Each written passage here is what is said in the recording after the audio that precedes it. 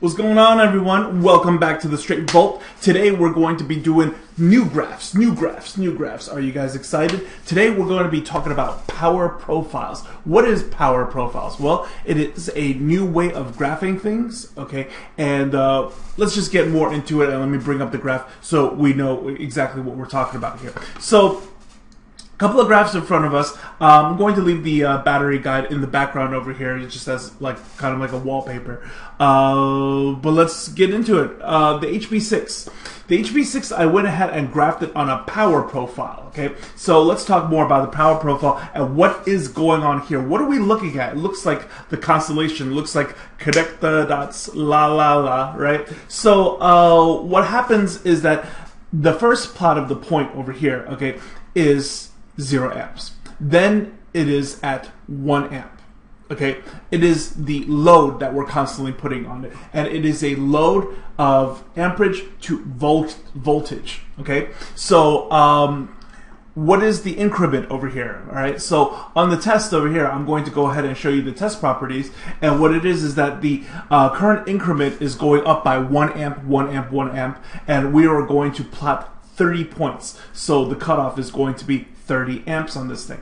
For every single plot of the point over here, we're going to hold the button down, like virtually hold the button down for 5 seconds of firing, okay?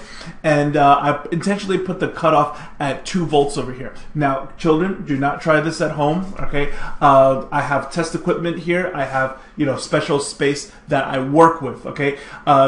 Anybody in the right mind will tell you that 2 volts is way too low. But for the sake of science and for the sake of, having a controlled environment or whatever, I have things set at 2 volts. Now understand that 2 volts is where I cut things off while it's under load. Okay, the moment that the battery is no longer under load, if you were to multimeter it, it will probably jump back up to 3.5, 3.7, 3.9, depending on the battery and the application and where we tested it to. So over here, obviously, is you just fill out the capacities and things like that. And I set the cutoff to 2 volts over here. I put the bar lower on it because you got to think of it kind of like a limbo line, you know what I mean? If you hit the stick, the test ends. So what happens is that I try to set the limbo bar as low as possible so that we can plot as many points, all 30 points, before the test will end, because it's whichever one comes first. Okay, so with that being said, right, this is the HB6. Now on this channel, everybody knows about the HB6. That was in the Indiegogo sale, and a lot of fortunate people were able to get in on the sale. A couple of people even have their hands on it right now that I gave away for testing. A lot of people came up with different kinds of tests, different kinds of methods and stuff, and what I really wanted to do was to come in with the same consensus regarding this battery, okay? And what we have come up with is that no matter what you said, with what your build is, whatever your number was, everybody came to the same conclusion that the HB6s, they perform very well, and they don't run as hot as other batteries do. Okay, so with that said, it is my assumption from this, it is my deduction, okay? See by your logic if you don't come to the same conclusions as I do, but it is my deduction that means that HB6s is one of the few new true 30 amp batteries, and everything before we thought that was the norm. For instance, you would build different kinds of low atomizers, right, of low resistances, fire it in, whether you were using purple EFES or blue Samsung 25Rs or red HE2s to the yellow HE4s, the battery would get warm, and for us that was normal. Actually, that's not normal. All right. Once the battery starts to get warm so quickly like that, I'm not saying that the battery is never going to get warm. Sure, using the battery to its stress points is definitely going to warm up the battery, as well as having your atomizer add heat to the device as well. So This is going to be, especially true on your hybrid mods, okay? If you guys have checked out Big Lou's video on it, he specifically puts it on one of his hybrid mods and talks about, like, normally if you used lesser batteries, it would feel like lightning going through his fingers, versus when he actually used the HB6, it was holding just fine. So if you noticed, for all of you out there who noticed that the HB6s are running significantly cooler, come on guys, there's no sorcery here. There's no cooling agent. There's no built-in fans or anything like that. All it's really saying is that the HB6s are doing its job, and it's doing what it's actually rated for, and it's not breaking a sweat. It's not struggling when we're putting it through our stress tests of like these ultra low builds and stuff. So what does that mean? It means that this is what the norm should have been the whole time. And the whole time before this, okay, again, this is my deduction, that we have been cheated the whole time. Okay, the whole idea of using 25 Rs, 20 amp batteries, it could pulse at 80 amps, etc., etc. Actually, what we're really doing is just having a PTC tug of war, battle with the protection plate, as opposed to using actual batteries that are rated for such heavy applications. You would actually get more real-time vape time as well. Okay, so enough about this graph. I just wanted to show you this graph for you guys to look at, so that like you have a picture of what a true 30 amp battery is supposed to arc like. Okay, what it's supposed to more or less graph like on the PowerPoint, on the power profile graph. So another thing that I want to go ahead and do for you guys, okay, is that I want to show you the other batteries that I also decided to put on the power profile. Now over here, I decided to go ahead and show you guys the HD2 battery. If you count over here all the plots, there are 25 plots right here showing you, at the end where it stops at 2.473 volts. Okay, and this is at 25 amps. Now the blue line over here is the Samsung 30Q. Now Samsung 30Q, I dare not screw around with because it's not what it's rated for. It's a high density battery, so I only put like the 15 points on it. Okay, this is just for fun. This is actually not even important at all. But what I want to do over here is that I just want to go ahead and hide the test to show you guys the HD2, and then what I'm going to do is that I'm going to go ahead and overlay the HB6 graph, so you get to see the HB6 right on top of the HD2. So right over here, okay, on the blue over here is what the HB6 is. You see that, guys? If you can, switch over to high def so that you can see the little text on my screen. And then the red line over here is going to be the HD2. So you see how like the blue and the red, it's kind of like, doing its thing over here, and it seems as if like it could continue to plot further down or whatever. But really, it's not what it's really rated for. But a battery that is rated for its job or whatever is, more or less going to be on top of things. Okay, so let's get into some more important things. Okay, I'm sure a lot of you guys are going to want to see the battle, and we will do more head-to-head competitions. For instance, the HE4 directly versus the Samsung 25Rs. I know many of you are dying to find out what happens to those. Right now, I don't have the purple Imrens, but you've heard excellent things about both the green Imren and the purple Imren battery. So I'm going to go ahead and show you some stuff on the green Imren battery and take from it what you will. All right, so here we go. This is the green Imren battery on its power profile. Now this is a red one and a green one. Now the red one and the green one, they are both Imren batteries. I have two samples, so this is Imren number 1 and this is Imren number 2. Both green Imrens, claim to be 38 amperes. Okay, so as you can see over here, we started at 0 amp load, and then from the 1 amp load, and then this is what it curves down. So you can't really tell too much of what's going on just by itself. But if I go ahead and put this as a power profile next to, let's say, an HD2 or something like that, so I'm going to go ahead and overlay this thing to the HD2. Okay, So I'm going to show you that. And basically, let's get the Samsung out of the way over here. So this is what an HD2 is going to graph like versus the Imren batteries.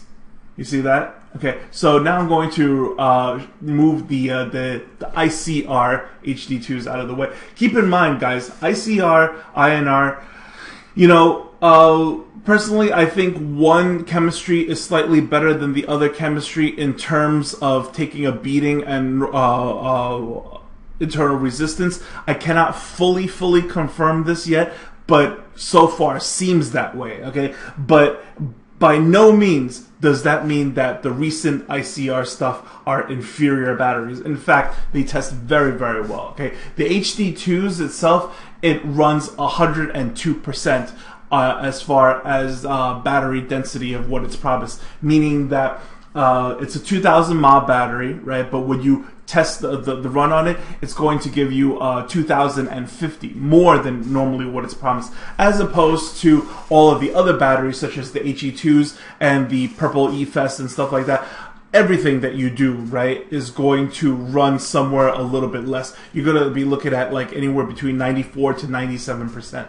As opposed to, again, HD2s are doing 102%. So, density-wise, HD2, excellent battery. So, let me go ahead and put this thing, I keep on hitting the run button, I'm sorry guys. Let me go ahead and overlay this thing to the HE4s, okay? So this is the HE4 profile on top of it. And what I'm going to do is that on the HE4 profile, I have two HE4s over here, okay? So, I'm going to hide some stuff. This one's hidden. The HD2 is hidden over here. And then what we're going to do is we're going to take this one and then make this line black over here. So here and here, okay, I plotted 25 points on the green Imren because I really don't know what to put it at, but I'm definitely not going to test it at 38 amps, okay? I think at 38 amps on the machine, it definitely would have vented all over my table. So I went ahead and just maxed it out at 25 amps and that's it. And you can see at 25 amps over here, we are dangerously close to the 2 volt line over here, okay? I'm really uncomfortable with the test going anywhere below 2 volts because I run a very high chance of venting all over my table. Okay, so the two lines over here, the green and the dark green over here, okay, is the HE4 stuff. So as you can see, the HE4s per load graphs much higher, significantly higher than the green Imren stuff. I have no idea what the green Imren actually is. I am not about to cut up every single battery and get to the bottom of it. I'm just going to graph it, show you guys the difference. You take from it the information that you will, okay? So yeah, guys, I would probably stop it right here, the current at 20, and then compare this to this, and then you can see that the HE4s are a far superior battery in terms of 20 amp load to the green Imrens, okay?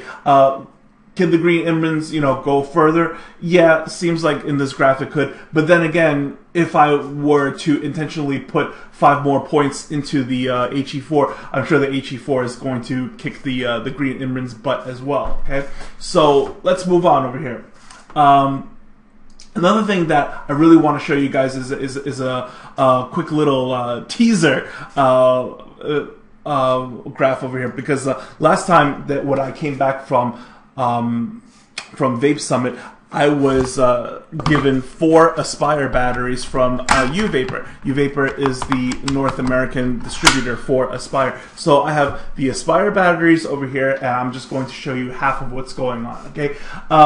When you go ahead and test the mAh, the full mAh of any battery, okay, the parameter is always to cut the battery off at 2.8 and to run it at half an amp. True, who the hell runs anything at half an amp other than a flashlight? But that is what is printed on the battery, okay? So whatever you run it, every single time you run a battery at half an amp and let it cut off at 2.8, whatever the answer you get is what you are allowed to print on your battery. Are we clear? So As far as the Aspire half amp, it is rated at 100%, 100.5%. So yeah, you actually do get the 1,800 mAh over here, okay? So in closing, guys, as far as all the battery power profiles is concerned, we will do more and more power profiles of all sorts of batteries out there. Now, here's what I want to put out there very quickly regarding this stuff, okay? Is this thing foolproof, serious, scientific, accurate, like whatever? No, not quite, not exactly. However, what we can do is take these power profile graphs and compare them to other similar batteries that we, have a personal gauge of where they're at as far as like how good they are. Like everybody hands down knows that like as far as like your 20 amp batteries or whatever, Samsung 25Rs are very, very good batteries. So if I just went ahead and graphed the PowerPoint, the power profile of that, and then compared it side by side, overlaid to an HE4 or overlaid to an HD2, I just get a good idea of exactly where I am, and that is the purpose of these tests. Okay, so again, guys, take from it what you will. It's not the E-cig. It's not the final word of anything. It's just another way of trying to, that we can infer more information. Okay, so last thing that I want to do for the Straight Volt episode over here, okay, is that for the past few episodes of episode 5 and episode 4, right, and a couple of other episodes in between regarding batteries, people have nonstop still asking, so what battery? Now they're asking a little bit better, okay, which is, Peg, what do I put in my K-box? Let's say I'm running this, and this. What do I get for it, etc., etc., etc., okay? So the questions are getting a little bit smarter, so we definitely are getting somewhere with the battery revolution. However, I need to make this very firm and very clear, okay? It is very important that everybody learns how to appraise the batteries and your devices for yourself, because you can't always be asking, what do I put in my K-box? Okay, I'm getting the new IPv4. What do I put in there? What do I do with this? What do I do with that? We're not going to answer these questions for you, but we will constantly always try to show you how to do the math and how to do the work, okay? So one more time, I'm going to take you guys by the hand and we're going to do this, all right? So on the lithium battery guide over here, okay, all this simply is my 5 picks for what the batteries are, okay? So for type A, I have mentioned this is the MJ1, this is the 30Q, this is the HE4s, HD2s, and HB6s, okay? At any time, this chart could also change. As new battery comes out, I'm not unaware of the HG2s. I have my eye on that thing, and I have many little birdies around waiting to notify me the moment that they get in, so that like we could be the first channel to talk about them right away, okay? So I'm not unaware of the HG2s, which is later on. But before I could go ahead and confirm many different stats on the graph, I can't just go ahead and blindly recommend it to people just because, the labels say so. Everything that we have offered in the past on the Indiegogo stuff or whatever are all confirmed batteries, graphed confirmed batteries, okay? As far as graphing is concerned, I am trying to find a way to add links to the website so that you don't have to use your credit card, blah, blah, blah, whatever, even though it's still free. I don't really care about your information and stuff. If you use your credit card and there's your information to me gets junked right away, I'm not going to, resell to like any other junk spam mail or anything like that. So it's perfectly safe on the website. It's just the fact that I understand that it's a pain too. So if somebody can PM me and talk to me a little bit about like, if there's any other kind of free virtual web host server file transfer hosting, or maybe we could do some kind of Dropbox link or whatever, and then I can add little links and put a little button or whatever, because right now on the website all I could really do is share images for free, but a lot of these graphs that I show over here are completely interactive, and it's important that if you really want to get into this stuff, you have the actual graph file as opposed to just having an image file, because the graph file is stuff that you can really highlight your mouse over and it could tell you that each plotted point what happens. It's interactive. You know, the data keeps on changing. It tells you the heat probe temperature of every single time we went up another increment on the amperage, how much hotter the battery got. Like things like that is all key information of determining how well a battery stands up versus another battery because of how well it stands up to heat. Heat and internal resistance definitely go hand in hand when it comes to talking about wear and tear. Okay, so now that you understand the batteries over here, okay, of my personal picks, this is just for the time being. Now, for the different types of batteries, again, right, one battery is not better than the other. It is all about which class of battery do you need. Do you need an A, a B, a C, a D, or an E? It depends on your device, and it depends on what you're firing on, and it depends what you have firing on top of it, okay? There are two ways to argue this thing, and we'll bring it up right now. So over here, I'm going to go ahead and take you guys by the hand, and we're just going to quickly talk about the SX330 V4S chip, okay? So the SX330 V4S chip, why is this such a big deal right now at the moment, all right? Because the IPv4 is coming out soon, and a lot of you guys are going to hop on that because that thing is temperature controlled for under $100, while the HB40 was temperature controlled at roughly $100. So if we go over here, right, the first thing that we need to do is look for the input voltage versus the input current. The input voltage would roughly tell us if this thing requires 1 or 2 batteries in what kind of configuration. In this case, 6.2 to 8.5 would suggest that we need series stacked configuration. Then over here it says the input current is going to be 25 amps for maximum wattage. Okay, now there's a big argument between these two. Okay, the question is, do you want to set up your device for its maximum output? Then you would need 25 amp batteries, and in this case I would recommend the Type D, which is the HD2. Now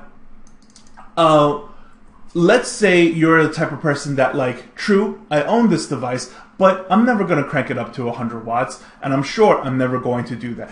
And in many cases, good chips like these usually have some kind of step down safety on it, so that, like, in case you have less than batteries, right, like inferior batteries to what the amperage is required. Let's say we have 20 amp batteries or 15 amp batteries in here instead of the required maximum 25, then the chip itself will naturally step you down, not allowing you to overfire the device. So in these cases like this, right, like, you know, I'm just going to be around where the typical is, okay? You probably would be able to get away with 10 amp batteries, but it's up to you to be an advanced vapor, to do the calculation for yourself, to be sure of what you're doing, okay? If not, go the newbie route, okay? And whatever the maximum amperage would be, then just do that. I'm sure we could all agree on that. Until you know better of what you're doing, then yeah, get fancy. But before that, just do whatever is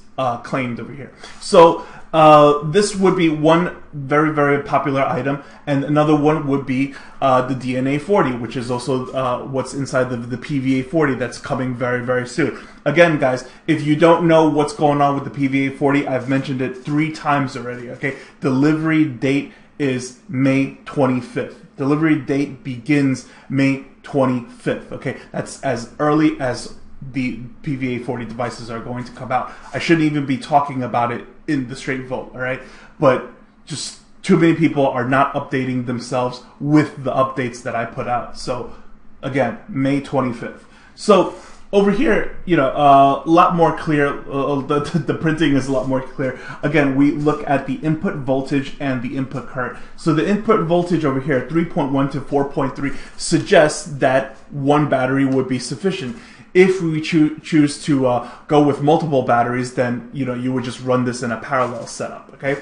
The input current maximum over here is going to be the 8 amps, and then typical around like 8 amps over here. Again, if you are going to go with lower than required amps, do your math, do your calculation, try to figure out where it's safe. If not, then just go with, you know, trying to give it it's 16 amp. Give it what it's asking for. Okay, so here's the information on that. Now, for other devices, other devices, right, such as the CloudPower Mini over here. Now, if you went to the actual CloudPower website, it won't give you this information. But if you went ahead and intentionally Googled CloudPower Mini input current, okay, you might get a link such as this one where you get to scroll down and it specifically will tell you over here, okay, that the input voltage,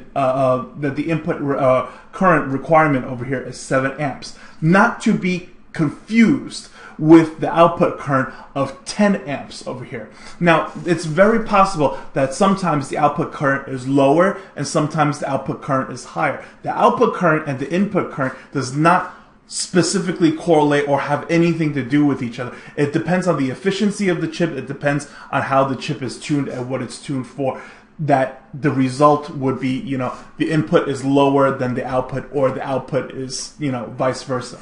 So specifically look for the input current. Do not be confused with the output current. Okay, this is very, very important, because if you just go by the output, if you go over, then that's great. You're within safe boundaries. But if you are under, then you know what that means. You are under. So that's no good. Okay, for you guys out there who are working the mechanical mods, okay, you're not on the regulated devices. For your regulated devices, you have to go find the data somewhere of what your input current is. If you can't find the data, then you got to call the company, call the owner, call somebody, ask them. Don't come back to this channel asking Peg. I can't tell you every single item out there. You have to contact who you purchased this from. Okay? That's your responsibility to do so. It's for you. You know what I mean? So go ahead and contact whoever you need to contact, whoever you feel as if you need to contact regarding your own personal devices to find out what your input current is. And then you'll be able to select the right kind of battery for you. Now, moving on over to the Ohm's Law calculator over here, okay? Very simple. Again, you have to know your Ohm's Law, you have to know how to build stuff, and then, you know, you will be over here. And then you would simply enter, like, all the numbers that you would normally enter. Let's say some real world numbers like 3.6 over here. And the current of my battery, right, is going to either be, like, either I could enter the current of what I want to use, or basically what my build is going to be. So generally these days kids are all building, you know, somewhere below 0.3, right? So I'm just going to go ahead and say like 1.8 or something like that, and I'll go ahead and calculate over here. So sorry, something is terribly wrong. Sorry, I put 1.8. I meant 0.18. Sorry. Are we able to redo this? Right. So it would be current 20 amps over here, and then watts 72, right? So somewhere around this build over here with the current of like 20 or whatever, I probably want to be more of the D battery than the C battery. The C battery is really, really pushing it at this moment. The D battery will probably just be a little bit more safe, even though 20 amps, it seems as if like the C battery should be able to handle it. This one is, you know, I picked something that was right in between, so it's one or the other. Let's say if I was to redo this one more time, right, and then I just went with like regular nominal voltage over here, and then I put in like, you know, 0.15 or something like that, okay, then, you know, current 24, you'd be very, very pushing on the type D. Probably go to type E or something if it feels, you know, a little warm or something like that, because you don't want the battery to really be stressing too hard, okay? So basically that is exactly how you select your battery based on the device that you're using. What are you firing it on, and what are you firing it with, okay? So you're firing this one on a mechanical device, you would use your Ohm's Law calculator, and then you would you know, select your resistance while plugging in a real world voltage, right? Again, guys, I hate to keep repeating myself, but the questions keep on coming over and over again the same. PVA is not going to answer your question for you, but we will always teach you how to do the calculation, right? So that is it for this episode of The Straight Vault. As always, guys, question everything, do your homework, and vape clever. Take care, my friends.